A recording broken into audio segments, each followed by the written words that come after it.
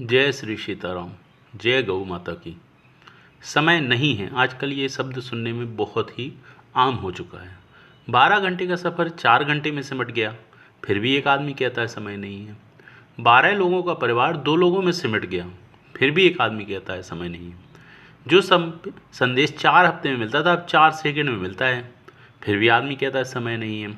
कभी दूर बैठे व्यक्ति का चेहरा देखने में 1 साल लग जाता था, आज बस सेकंड में दिख जाता है, फिर भी एक आदमी कहता है समय नहीं है। घर के ऊपर से नीचे जाने में जो समय और मेहनत लगती थी, अब वह लिफ्ट से सेकंडों में ख़त्म हो जाती है, फिर भी एक आदमी कहता है समय नहीं है। जो आदमी पहले बैंक की कतार में घंटों खड़ा रहता था, अब वह मोबाइल पर सेकंड में लेन देन कर सकता लेता है, फिर भी एक आदमी कहता है समय नहीं है।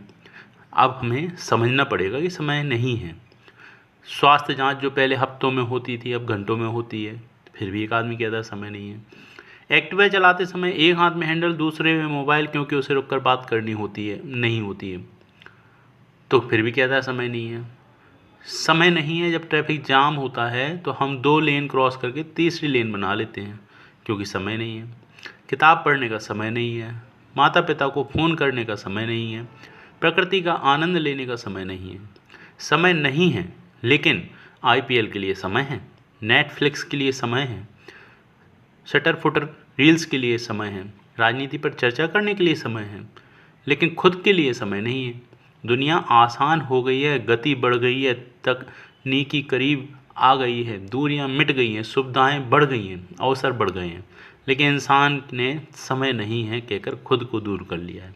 चुपचाप बैठकर खुद से बात करने का, खुद को समझने का, या बस कुछ देर हंसने का पल समय नहीं है। और फिर एक दिन समय यूं ही बीत जाता है। आखिरी पल में हमें एहसास होता है समय था, लेकिन हमारे पास समय नहीं है। ये कहते कहते मैं जीना भूल गया। तो आज ही तय कर लो, कुछ समय अपने लिए बचाओ, कुछ समय रिश्तेदारों के लिए दो, कुछ समय मन के लिए जियो, शांति के लिए, जीवन के सार के लिए, क्योंकि समय नहीं है, ये सच नहीं है। ये बस एक आदत बन गई है और इसे बदलने की ज़रूरत है।